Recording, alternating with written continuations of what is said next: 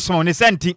dwumade bia wodi abehia gbomani afa kwada ye ne efize yensuo no ya to yabo ase asoso ada famfidi ma no bi na wono masunsuaso bone de nya de bi wa akire kwa gbomani akoto biem na fa do dwuma hodo a wodie avisa kwanya ba de ma hyenka fo anum kria twie wono abo ya twie kopi Lumba supa ka tiko tuso bi kwa akina bosum do benya sika e de go to frempani fo e wa homatrofo yi so eye 0555 na ye miensa na de 274757 0555274757 and 0577457343. Sana ko PM e wadanso man importema madam abanya meche butuma nso afa bia autumn ne shop no eben Lumba sport ana say e petus lenim e wadanso man from atu first na gimu chiremu e 0557349401 0557349401 sana ko PM of anko importema Mama Vic ebutum ne shop no e was sport M e wa fanko eben washi be ni pe na wa fanko afana matru fo eso e 0500680783 0500680783 Yen na yen kambo mani enfa yeni check for Udia Easter Saturday yesan say papa da di Lumba ebo show kese power di Ofosu Plaza Hotel na anyomtofo abeka ne ho eye kofinti ene KK Fosu ene anyomtofo pia ekeka ho na ye Easter Saturday na besi 19th April ewo afiwe ye mu na bekoso di Ofosu Plaza Hotel no work for Udia no nsiana gate no omabie no wonche pe mu pepepe na chese show no ehyehyehye so na onsa ebetimi aka o ticket dia just order star 714 star 51 ash star 714 star 51 ash ne na ya kotwa hyiemu ewo ye di Ofosu Plaza Hotel no work for Udia. Sana no mrei DLFM College Association for the two onomonsa e de afra wo menyankem nkomo modern tire papa Charles Kwadwo Sammy Lumba chi e na afin radio station di adaso e DLFM 106.9 wo menyafrafo nkomo ko ne koi ebi wa monone e na bi nso o maga na meka say no wadum gusa wonom e treto mata ba munti no wo moto nsamfra Ghana fo nyinata mamu wa monana mo nso am wo mmomade amfa moto am bo dom ne nyina yemfa ni je kese en type pachi na dwumadi ahodo odie fa na radio station enen muto nyina kine nyina yenta na kine dwumadi no etumi kon kan enfama ne santi sa wo kondo so beka DLFM College Association peni for bone friend peni for ahomatrofo yi so na won so beka ya hu bi ne mfa odo enfama odomem o ma ahomatrofo na 0538865393 0538865393 mo sa mo mra ne sem yemfa odo bra ne nyina yemfa odo enfama odom akenkafo asinkunya beso manumre no edi ameje so eya takwade Kwadwo krom twaba wude hye konkron Nhyiraba Kwadwo Sammy be meni ahofedua Adwoa Agyei Sikapa ya da ya ho ya ba ya de kase bone kire mankasa ebeto aso edi asomo DL News.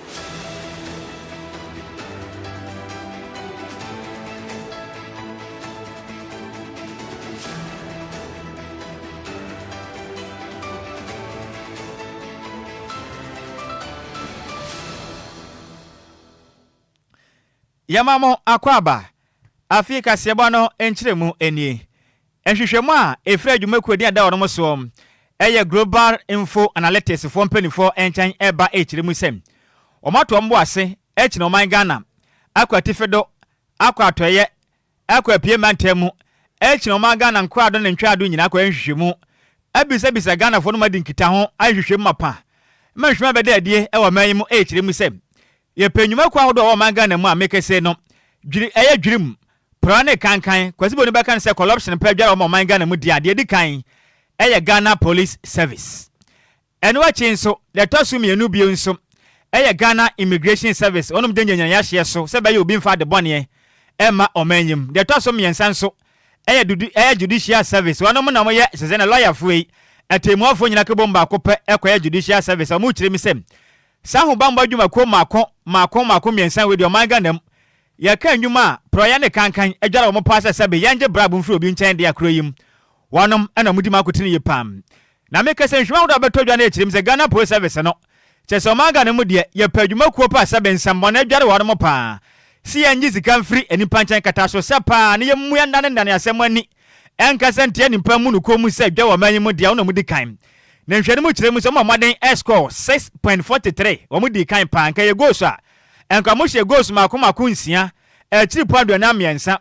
efenso Ghana Immigration Service for so maden hye bi pam Omutumi score 5.86. It goes no mako enum. Chiri podio watching Siana Moso Ghana Immigration Service for you. And watching so atemuafo yin so tumi hye bi pam. Wano mo hye enum chiri po eduoson wotwe. Omusu nya 5.78 omusu hye papa.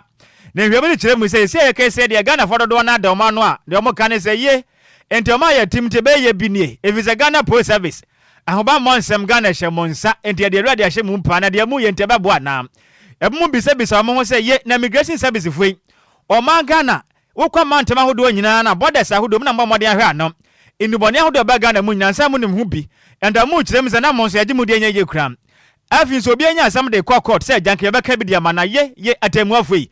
Kata so se bribe emponti ni nwan so esuani. Wa mu kirem se de yakosu de ye pass Ghana ye betena se no man. Sache man yakoya ni mu pa na sabi Ghana Post Service, Immigration Service, any judicially motena se jeje bribe mo man mu ye say de na de yakondem. Na di twam wani kra hodo a every gold bar info na latest one penny for ba. And badi mu chechem nyada. E de som ene telefone Sikapa de free mo afase for ne nche amba bi o. No kre. What say? Kwadwo ye no kre. Sir. Hey, Ghana Police Service. Ghana Police Service and immigration for Kwadwo. And judicial service na temuafo no. Omumpo mo de ndere ya na me sheda anti bebre na Ghana Police Service ni immigration. No afase for no. Ah. Omojo. Eye ni. Ai. Edio. Say no be ye no be chi ade no. Ko de chire di papa no no. Omo hwe na sa ne ye kono ma no website nti wo je omo sa. Sa. Na di jo mala wo bro okay. Utia pa. Sika yenkwa ye nim. Yento akase bone say na cheche for mu free college of education ye recruit on foforo e de nsema betuja e che say e ya de omo ye basa ye papa esa so mo bu adwuma bo so me nsu ne nya de o marketu akra omo nsa etimi akan no nam so mo sika sem ni na ye basa anhwe ye kra na adwuma de omo di no e ho nsem so aba ye asem basa e ho nya kra omo che say se omo ho kire omo ye papa esa sa de ntina o kire nin eba ko gina ho no ma ye adwuma kasa ne ye mo kombo so me nso na wontimi nya ska kran fan ye de odbetimi dia ye de eni entwa ye kra san so how ewa ye omo payroll processing system nim into na banbo modia na ombehwe ekwa ye obetimi afa so obetimi e de aboa wom sansa na ye convenor e de ma ye recruiter 2022 ye college of education a chechefo no adoma kokranche e de betuja na oche se ye o how e koso ide ha ne members ni ye papa san se sika sem ni na akofo mo susu se anhwe ye kra na adwuma na omo ye no omaja esan so mo ntimi form ye mo kom embe ye adwuma na chese bo so mi nsu ni o market ya kra entimi embaye yanto akase won se yenkopiem ewa piem antenu ma yenkopiem ewo krodua eno no ewo Upper West Akem mensenem ewa piem manten na meka se na de hia ne de su ene adwadwo de adesre e de ato gade mampanen John Dramani Mahama ana afizo mke biye woman mu se de adre de sabe enkonta atubentum enso ho aye den pampote ho no ma de adre de ensu pombe no no e ho aye den ye pam adekire anasai amanebofo yi ekire mu sem wo hwempote ho no mo pa make se no adehye ekire mu mo brebe papa firi sem ensu papa e wonpote ho no mo ne bi ni ho enso ba ko pa wo mani da so eye enso ayensu make se no galam senti adehia se ne nyina mezese enso nyina da edibrika bikasa be ayde se ne ekopie mu e wo maga na masebe dwom fo no muti ni bi na enso nani ada na ekra adehia yi ekire mu sem ensu pom benya no momade atua na motentente atwa kwa tententen sanso manya ensu papa atimi de dwuma e wo krodua ne mpotem wo mu su ekire mu se enso wa kwa atwe ma se amekese na dusuafo mpo ko school a wonom entimi nya enso mpo mfanware mpo na ja wo makọ classroom akwa kosua de adehia ka se ekire mu sem edubempenso mpo onyina de kwana bomaden etumi esibo ho de ma nanso galamse na ase ensuo ni nyina nti no adehye nya sore ahamache ekokoro no mokose ensuo ni binti eduba bia upensu papa no ma obabre ye pam adehye yi su akirem sem paso betumi awofufu adi okrom ha de atumi da firi sem obaga kotopia wata e de ahohoro banche ho e de bia gu ho de anoa uwi ade bia ye nkwan da benna adwuma mo ye mposabe sika se no munya ni sente o musu atwa dwadwo sem Ghana ban we dia mo sere wada ensupa ho aye den pa bomade abra mo sere bam nsu ado akwa atwe no besiesie ne mo na mo so munya nsupa entibianom sem sem na mo de to die kasebo enimo ambre so nsu eno a na yenim say nsu a eboy say de nsu na ye na ma yentimi ahwe biem na yenim bo hompo say yetonsu first na yetonsu say yetonsu wa ye hene no oman hene no na watubo ha ma na yetsa wa esanka ye ho bekire pa say nsu de ho ye de ama ye wa e na nsu da ho a say yentimi ahwe nyama kora yentimi fancy first na ye dware ye bibia wa ha beach kora na ya ne ye beach say beach bibia so etwa yentimi ahwe biem ntama ye bre wo nsu ho pa wa ha eno na ye nsu da nsu bia ne bibia biem eno a ntama ye bre ti say no ye nyansu ndwale fitibet 5 months ni ye nyansu udwale ba kwa wo nya biem ndwale age sa ade chi ye nya bi nsinioma ye nya bi ndidi ye nya bi ye hwe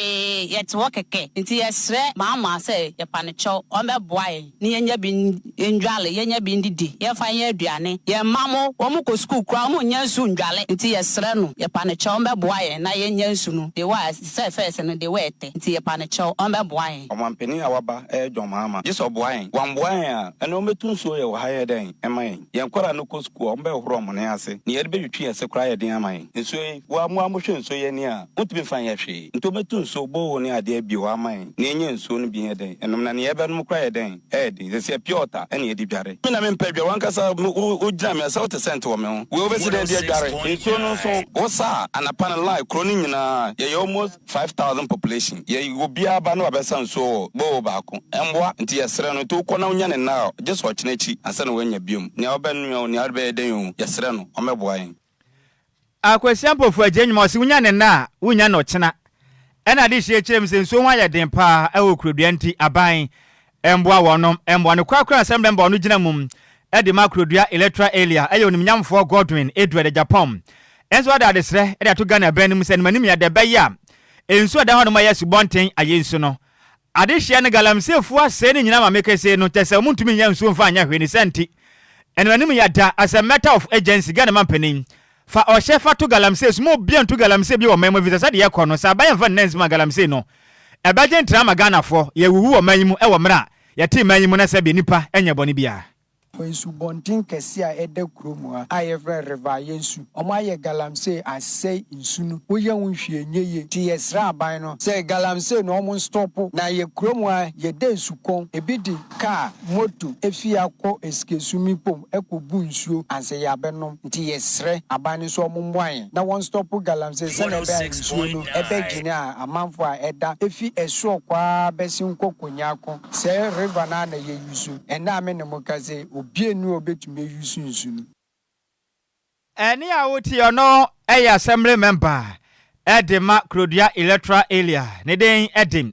onimnyamfo Godwin Edward Japan nene ena woti ye yeda ho a egina galamse ho sensem a natememfo ni bi abetre o maadwen e dia fa o hawa ye galamse no e de bre eye oman no a o mo chesa ban ba o mo modian so betimi akon etia eye galamse no we na bi mu chire ma yo mampani John Dramani Mahama ene na aban omomomodian no mo pepe bepenjuma e wo ye mbia ye o mutu galamse no sane ebe ya mabunu no me form adwumam na o ha kase bia entimi emba o so na bra mo ne ye di e kase ebo atwetwe komo na tememfo ni bi so etre ma adwen a eye excavators o mojiji edi free eye o mutu galamse no hwe no man se na emo mo fembo a na eye kwan o mo ye wo man no betimi abo no betimi dia ye eye kwan yi edi ama om esan so bia na adwen enye paint na bi so kira eye ahemfo no egiska di free China fo na eye tememfo ni bi ho sa na ebe ya omemo mo ho kwa na eye mfuo ni nsuo a wo man ni mu no betimi access no na mo chesa aban emomode anon fa hyehyɛ pengu akwam sa na ebe ye besi ahemfo no kwan ebi so kire ma aban empe drones no mo sanso fa ye military officers no enko bia ye omutu galamse sa na ebe ye mba kɔ hwɛ eye dwumadi a omudi wo ho na emomomode omani to eye police for so de na 11 cedi ni 22 cedis no omo beji na omeja omo na omatu galamse nto omomode anon mo fa ye military officers mom enko no mkodi dwuma we say galamse centers ni nyina no ye wo enwuma na ekoso ho dada nti na kua ye koso ho ye oba bi ho akwa bia edom ho ho ba bi edo abru ye do banchi ene okoko ne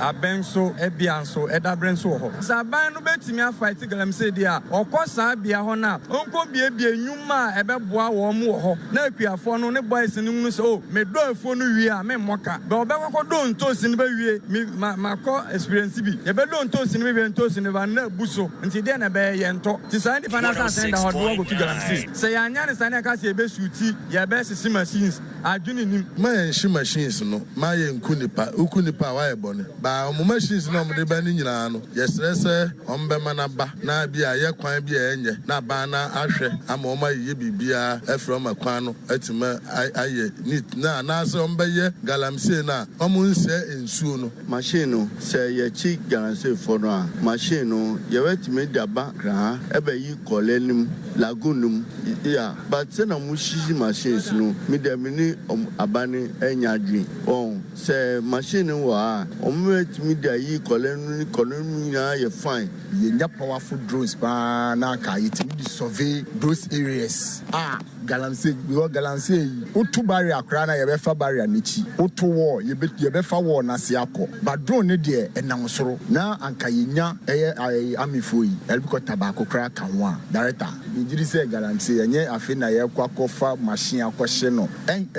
bi cranes bio me na man comprendre so bi ada what I say ba se no boys na aba no and China for no ba na so no titiri what I say wa hele utu kuro mu na bro China na ifiri kuro aba no abekasa kakra wo no ubenya ntino na ensu a nipa pempem ennom what I say na waji kakra he obotom no ma be sensu no ensu so mo se na sika na mo tu no nya so diska na ma wo ma kakra ono de aka nyina ko kuro ko ne kuro mu yi me kai se mahama eye ne campaign no president o ka se ono ba obeye hyehyeye a ye de betu gold embensu ense kwaye mane nye de wakanko a ene won hwe se ebe adwuma wo hwe abato okoso na se a ono wi ni ye ya otumi se Ghana fo sebi fa adwene se wontumi mfa se medada yen keke enti me de nsuo ne de asai se betumi aye ni ji a yenye ni ye na afi so omo mutu no so no ehihye pa omo de beto ho a ensan ko se no no enu ne hia because DLFM 106.9 Eni ya wuti ye eyetimemfo ni bi ana mo kire o ma adwen e de fa kwan aban betimi afa so no masi eye galamse ho kwan Yento aka se wo se yenko piem wo bono matene yenko piem wo twafo hene onom wo doma nananom atrenkonnwa no kura so na ye ohene e de ma kofi asia wo doma ahin group mensinim wo bono matenem nana bere ma twumasi bekura tosu mienu de adesrem e de ato adusuafo nyinanim so mo made mani enko muhumasu ofisi o mo da achen ene wonom ehumasia nana aka se mo na o kire mi se o ma yetim sisi no o man se bekọ nanim se bekọ na kire Sei humasun de ton chanya ba hadwen ye pa ne senti adusuafo aba nyina momode ne mani enkom humasun ye pam na na twemasi barema bekwen e de say de tu dwamram adusuafo a wonom eco school agiman bedu MA junior high school a eno wa bono maten mbo moden ekwasa na wahemfie a wonom koye nsese kosiese na hemfie kama pa de manom na kire mu say yes mofra ma ya de papa visa hunidie pa ma nhye ne de akwankan ye pam Omokwase tententa twitwi na nankonwa prepra waka bibia konkan na gyerem se wedi ano emu de pa se be anomanam na ba kwa toso mienu e ka se gyerem se ade ba konso anansen e ha dusuafo no pa ne se ye tramadol pa e mofo no num bwane edu ba bia na atete ye papa ebi nso no red but ya ne se na wonim red na gyerem se dapi sandu bone we sunsan so bone e wore mani pa no nya sem kumo ne senti wo yo dusuani afi na akosu abomodin se be sandu bon twon wodi firi wo fi se da chen ebe ha wabra boye panti na kyerem a abatan so ani ko momma no ofiso momma no ene o moda ache sente sade o man bebra gu pana na de nsem sei e de to nsem kyerefo anim Ajisko schoolfo ene akyerɛkyerɛfo abɛyɛ no mahemfie se de abro madwene mente ase so na meni aso yie na mede menim sɛ ewodi enti efisɛ ɛyɛ mi wura osagefo osiade yo agima bedu otosumi no doctor ne botae kɛseɛ epa wafura ase for a long time oyɛ no domamamu ama agidin wo the whole Ghana ahonidie sanitation enti enya menwanwa sɛ wono anu school Ajisko emofra ene akyerɛkyerɛfoɔ sɛ ɔmonim sɛ school no ye bi wurade ade nanso masase so na isi ɔmo aba sɛ ɔmo ba akorakora ebesisi abeprapra ahemfie sei no kurani meni aso metie sei mehwe metu bani hwe bonkum ni fa so a babia ye clean meni aso yie da wo mase the school for na se me the teacher for so ase so montonko so na medical hye bose school no me wurade de esimasa ase so emo bia metimi abo school na mane tumpon ne me wura nso bekasa na ye nyina ye beboa na school ya tumpon na gidini e wodo mamamu ti meni aso me ma no nka enenko na me ma no nso enenko a me ne school for no bedin kita ho beta akosrasro mo na ma mo murara mo boost mo murara na akoso na futuo bia me won so me de bema wo mo ahonidie ye na mo beko school no mo mfa basabasa sebe edwamammo sebe insanom cigarette nom tramo drugs a esen kwadawo Ghana okosuku na nso na dwene da wi nom tramo ene resi bi de red ne ade a esen kwadai adwene enti mo nsua de nkosuku anko akiri migusu a me tu nkwadai fo me mane nka ene nko aso meta akọ na me no mo di nkita ho mesre se awofo no kura no bafia mo ntimani eni a otie kopie mo ewo bon na na matren kwadwo no ena ye twafo hina no akra ye nso na yo hene papa oda kofi asia anom ne den ede na twumasi berema a bekwen otoso amienu eno achi na headmaster edema Agyei Bedu MAJHS ne de Mr NS enen central forecast na wo kire mi se president edema bono regional house of chiefs ayo sade ayo Agyei Bedu otoso mienu aka kira de hye mpotem onya momode ama honidie entimi kwa kompoten ntina ba moden ekopi na himfie kosiesie wono mi sente o kire mu a wenye de betwa to mbekọ so abadwumaden aboa ma honidie akonkan e mpotem honom Botayi ntia na ye ba hayi ye nyina ayate na ye hu so se do mama wura doctor passage for si ade otoso mienu afato no ho so a oye clean exercise na se na asate na oye ni se ya ye nso ye ne hwan a betena se san se na su ayi womi enti se wasate na school no so ye se ye start na obi abisua ye enti na se ye se na school no ye model school model ne che se ye na ye di kan aye ama afoforo asua afri ye ho enti na se ye tu anamon na ye ba ye na bekwen ne nan so na se na himfie na ye ba na be ye adwuma kakra ewa ha sanse wo hwe school kura na ye kona ye wo school community relationship enti se be ya school ni community no nkitahudi a ye wo no tembia ye be kan ye ho abomti na se ye ba ye na enanso na ye beboa na adwuma kakra bi ye ho no ye nso ye ba na ye be ye enye ade a ebe ye ni edikan a ebe sen ya ye ni etwato eye afi na ya start na ye be ye ebe ta ya ba ha ye be ye na ya ba mu na yakọ ya nkasa ye na school na eye ne dia osagefo doctor a toso mienu ye bekọ ne nanso na yakọ akoye adwuma no ewo na himfie na ebi akọ akoduru akire de amado mama nyina eni a wutie headmaster onom ena eda Agyei Bedu MAJHS ano ne den ede Mr NS yeboa ne kwakura madusuafo nso omo ekọ school awa Agyei Bedu MAJHS nso eje emre ne semtwerefo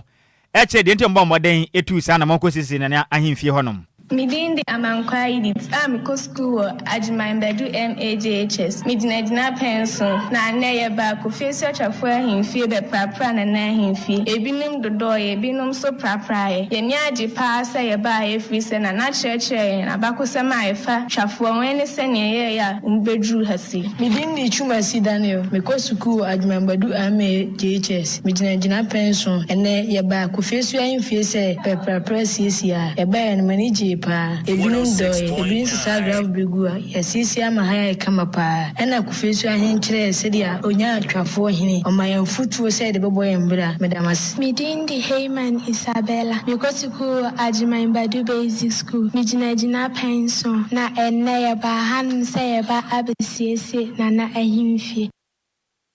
eni a woti ya dusuafa wadoma ekọ school ewo Agyei Bedu MAJHS ena wote wanom enkan Yanto akasiebo ne so niembo nremu anigedie kasiebo ma na Charles ni ama mensa ye friend no eye Shatawale ekonya eye Ghana's most decorated artist ewa International Reggae and World Music Awards na ya ade akonya award miensa ewa ye 42nd edition ne course of Florida ye USA Mountain so na ye award no eye Best African Dancer Entertainer sanso na Best Music Video ye anyom ne title eye Killer Jimmy and I want stand no sitting your hands anyom no sanso ano sanso nya ye best crossover song Commando ye Bounty Killer feature no wo so a chese say the breaking record pa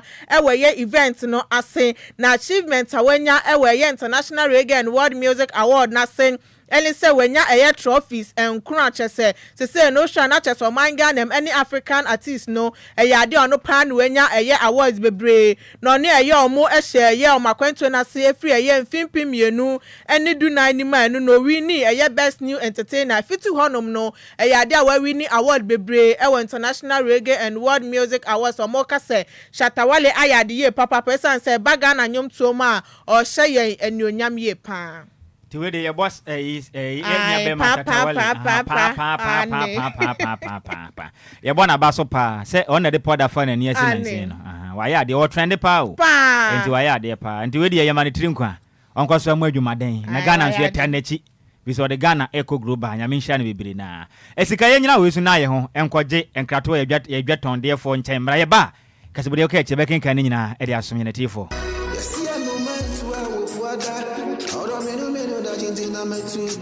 Makwantu ohunsam aye medadwen nanso meyansam tronenti menya adaje ye hwehwemu ekohu Sunday Sam's concert na wonom nti ende metimi ba menya abrani adaje ekenkan ye investigations about womo ana mehu se wo apply for visa assistance a emfeli efri se wonom ewo track records madansi die nie ma menintrel Sunday Sam's concert edi Britia webi ebeje wo visa amawo se wo ko United Kingdom, Canada, Dubai, Poland, Croatia, Nafe Kradia, Serbia, any Greece nso abeka ho a work permit etechiri. Ma menchira wo mo etchiri kwan. Sunday Sam's concert ewo Ofanko barrier. Asofan awo Ben Wise Park Hotel. Ewo Asofan New Station hono a. Phone number 0244291546. Email address nso samuelowusu626@gmail.com. Yeti ehudi enti we connect dreams with opportunities. Emanenye wadwendwen frɛ wonom na nso bedi adanse media. Yamamo akwaba afianga kama dwenchire ne bia ne yemfa nsomba numrei we every master planner junior kentampo no chire musem Ghanaians already regretting for voting President Mahama and his NDC. They are already messing up things. Greetings to Hajia Safia Mohammed, incoming MPP National Women Organizer. Yada siwezi free coffee parliament no chire musem ye levy away, betting tax away, emissions levy away. God bless Mr. Mahama. Watching live from Aguna Bikuma Apa Senior once yada sepam. We free Abbas Austin. The one abon running sem 49 na mansia premium watch them say great news by two great guys. Also here live ready free time ya boy jumadin ye panyamisha yenso yada sepam senior. Ghana ni dia dre ya mre no eya wodia. Na eni o na hwima betodwa free global info analytics mpanyfo akire mu am. Ghana Post Service, Immigration Service, and Afenso, Judicial Service, no. Sabribe pa yanje kataso se prone kankan o manyima humba moko miensa we. Ejare wo ma Ghana Post Service ne dika na Immigration Service so mienu ana temu afon so miensa. Ghana ni wuti nsem se wo manyimu pass se na ekwa. Me nwafa asefo aposifo immigration ni atemu afoi. Dia pa na wo ka kire wo manumre 0534050199 ana 0593406565. The more fast if we are quay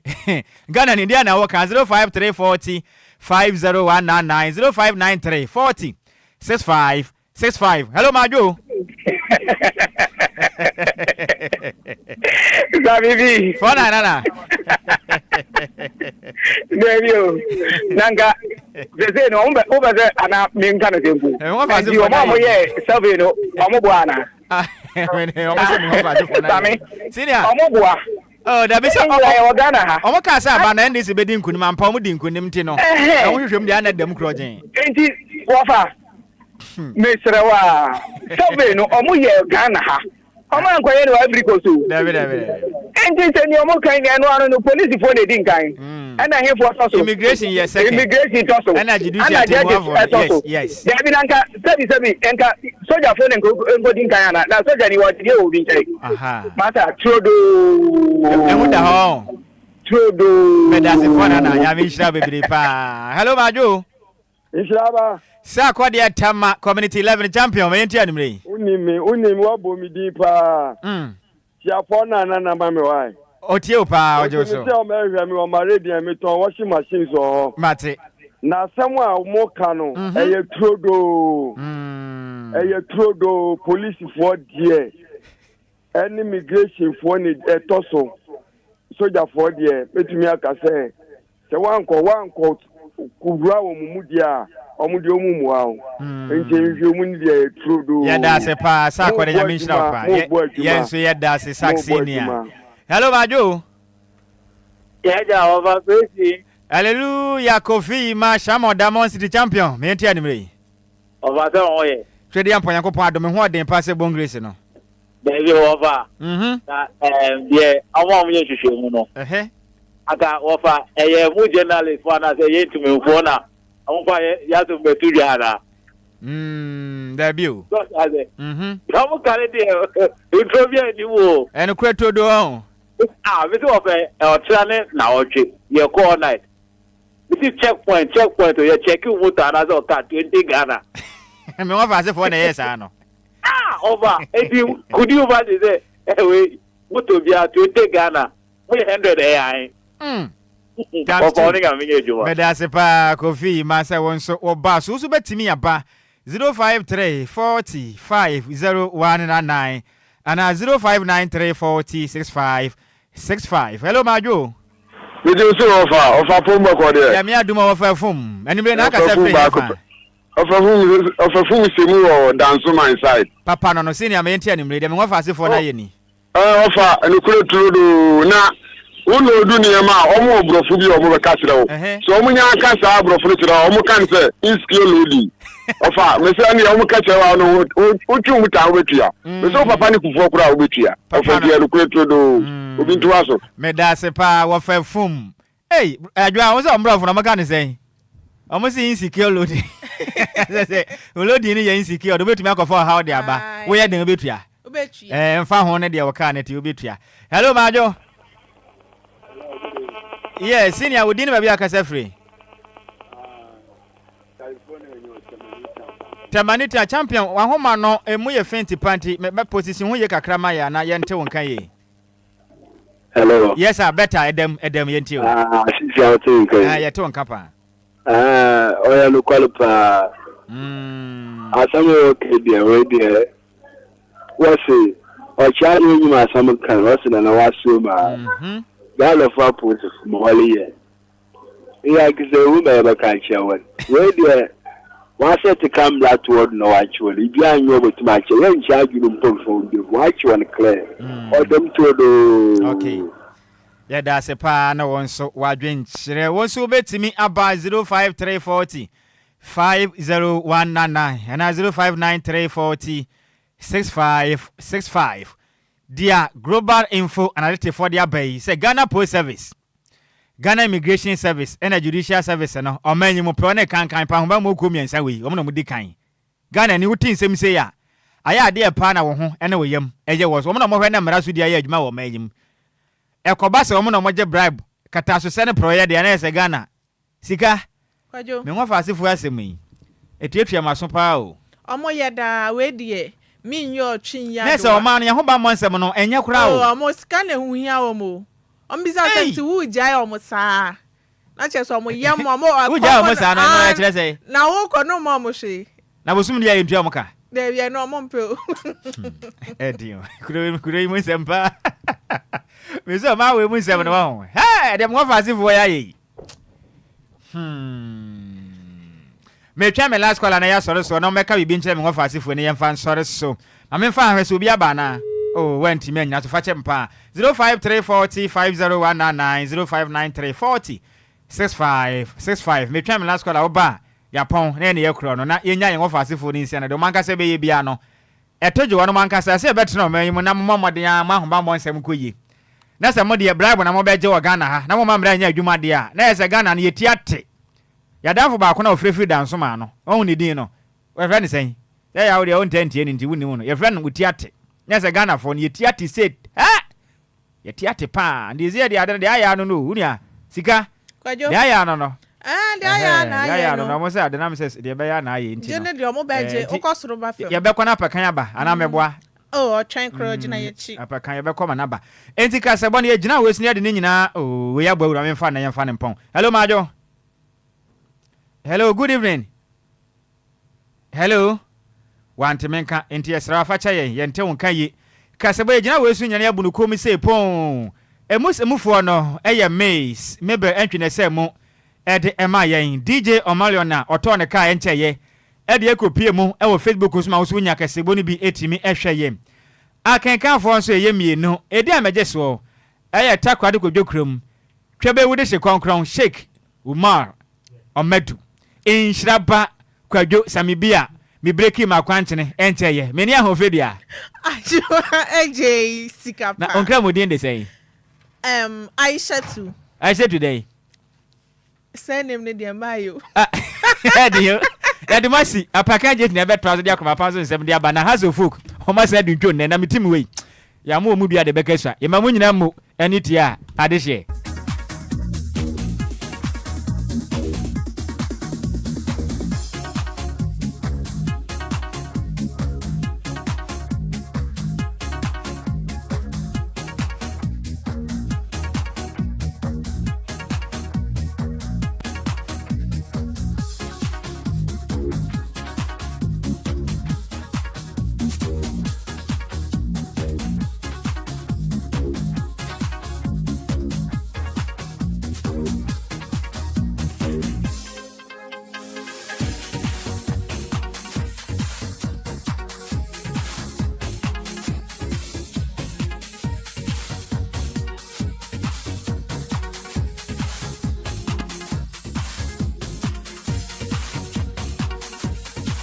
Power Sports. The word there. The jaw that down.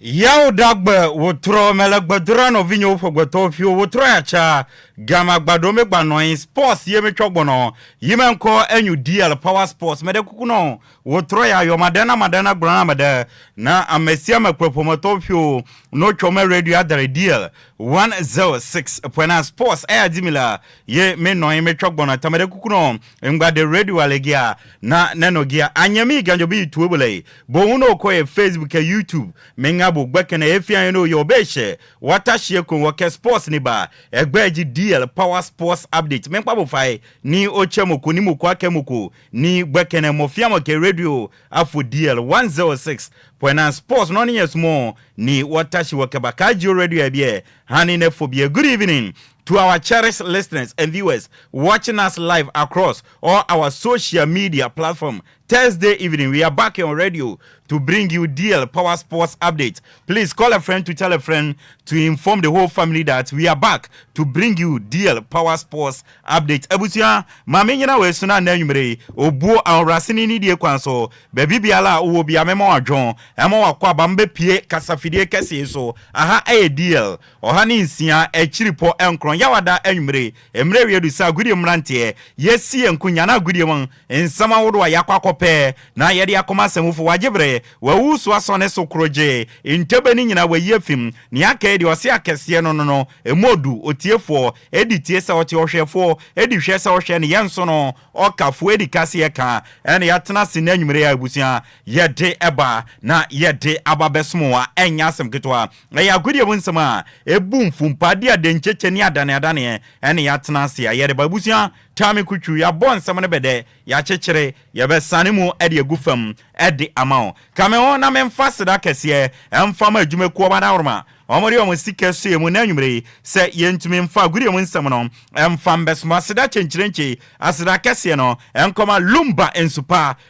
nsupa yensu abadwama nsu emu ode emuti eye kroje eye kama onom na ekoni paduanum a ebe ni paduanum adwuma ema bibia ejirane nanso Food and Drugs Authority yetwaniti aka ne FDA omori afam fidie ma yenhwehwema agye atum se lumba nsupa de eye numero 1 number 1 ewo Ghana ni wiase nyina enti nsu ayanom de eno ani lumba nsupa fiefie mo mononom dwumadie bia odi bia no fa serve wa ho wanu achi mu amotontonsuo traffic move for and water depot awodo provision store casa mu distributing so mu nyina no Lumba supano and monko swanton na mubenyeska ema mu botomu aye desa and crofo ebeto dansuma ne mpate madam abanyameche mubenya bi ewa na kache or appeal to lane or ben Lumba sport no 0557 349-401 eno eye danceman ene mpatam for monfre Madam Abanyameche urem so ofanko ene mpatam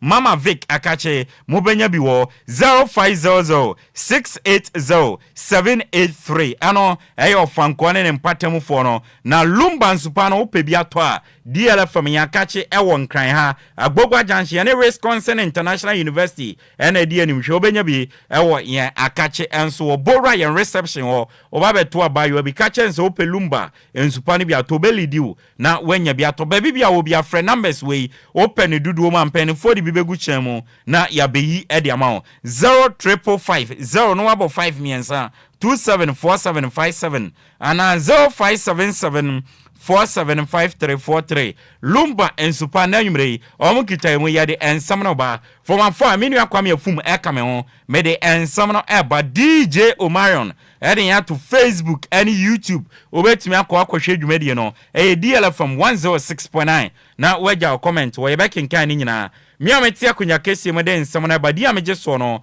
ayensuo no de share Apakan GH de blessed kinyenti wo yeba yebesi family yare nsam no ade asomo Apakan GH we de nyansa de wadiawo wo interview wo kasai wa hobrase wo radio mu kire se wo yo pabe ne wo radio mampa enti yanka jangumana na nyumre yansha nsam na se amfama yansha se emfamfi the senior national soccer team the Black Stars of Ghana akache na latest FIFA world rankings no enya babetoga na latest FIFA world ranking no ebetoga say na tie Black Stars of Ghana ene ubepiemu ewo wiase nyina enka ne ne da 77th position ene no yetumi drop ya down ama ya babeda 76th position enti wiase nyina ope Ghana Blasters yem position a obehu yen ewo 76th position ena ebibrem Africans no yedaswa eda 14th position ewo eye ebibrem a yede won samade mount latest FIFA world rankings abai no Black Stars 76th position ewiase nyina na ebibrem no yeda 14th position a yede ewon sam enso ede asomo na yefiwa yenwura mo ewo Ghana mampeni His Excellency John Dramani Mahama na akache na His Excellency John Dramani Mahama endra na otumi signing amendment no ema ne beyembra betting tax we yi edi afiwo na Ghana mampeni His Excellency John Dramani Mahama endra after so otumi signing ema ebeyembra ne betting tax no boys ni twa beta yenti wo mu biem ni ade no His Excellency John Dramani Mahama atu nanimutuo confirm so shebo se betting tax no be yidi afiwo na ampampa we yidi afiwo yentie His Excellency John Dramani Mahama. Now this is the Income Tax Amendment Bill 2025 to remove withholding tax on winnings from lottery, betting and games of chance. This is the famous betting tax repeal bill, and so I'll assent to it 2nd April 2025. So betting tax is gone. His Excellency John Dramani Mahama a confirm say betting tax no was scrubbing off where ye area frontinde boys no Zigibi mo Kofi Taylor mo any DJ Afiba no money ade mutwa bet na sese no yenje mo 10% ni biem enti mo de mo nkoso na mo yire mo na mutwa mudia musika na na mubenya enso so ewo honom ye di mu nso a na mo de ahye mo no makama no atum ma mo nye dede nguo bi asum ewo fidue mu ha Sheikh Arimiyaw Shaibu ene kasamafo edema National Chief Imam na Sheikh Arimiyaw Shaibu say because of nesum awom ayenkremo som no betting tax na de na nkansi saban eyidi fiwo nientini se betting tax na ewo ho a emmabunu no nke bebu o mabam ema betting tax no enti omu ntwa bet ni bebre san so onim se obebre ni morigani na wakope ske twa bet ni wadi ni betting 10% ria ene nke be ya nko ntwa kro be kwakope adwuma biaye na ono de betting tax na yi ade afiwo no essence nkremo som enso so betting sunti no ono de onyanka betting tax no yanyi amfamfi Sheikh Arimiyaw Shaibu. But one that I'm not enthused about because of my religious orientation, I'm not enthused about is the bet levy. You think it should have stayed? It should have stayed because for me then it would be a disincentive. Yeah, I don't want to see any young Muslim enter into any bet of any nature, any game of chance, because my religion abhors it completely. So if the president had asked me of my opinion. Sheikh Arimiyaw Shaibu atwane Samson Oditu say betting tax no in the abe part and parcel of our culture because of Saudi Arabia a cool spirit enka obisiswa ese oye adwumaden no sa womana nka woye mu a yede be ye adwumaden dia pesika gu yembotom no emabro ni Ghana fododo na no because of betting no sa sunsum no ekuno na wiase so yankopon bo ni wiase no a odi wiase hye yensa no ode wiase ne hyensa se nipa bia nya adwumaden enti no se bema obeye adwumaden ati wanim fifire na ode abobra oba nso kwa wo so na obeti yawo ne ade na ne ya yede beti ne ade bai saade ni nyina se ye afiwo ama nkrofo apekwantia ede apeska Sheikh Arimiyaw Anas. When betting and this game of chance become part and parcel of our tradition and culture, it kills our spirit for hard work. It encourages the seeking of wealth through the shortest way. Yeah, look, there is a reason why God made us such that gave us this whole world. We must till, work and eke out our living. And through work, we develop skills and we take responsibility. Sheikh Arimiyaw Shaibu ne krakram no na Sheikh Arimiyaw Shaibu say betting na inde yasoso so wo kroduama no ye twapoma ama na asene ye ntenentene adenti no ka ne sa o se maburu na eba na ye be hye o mukutupa no ma ye adwumaden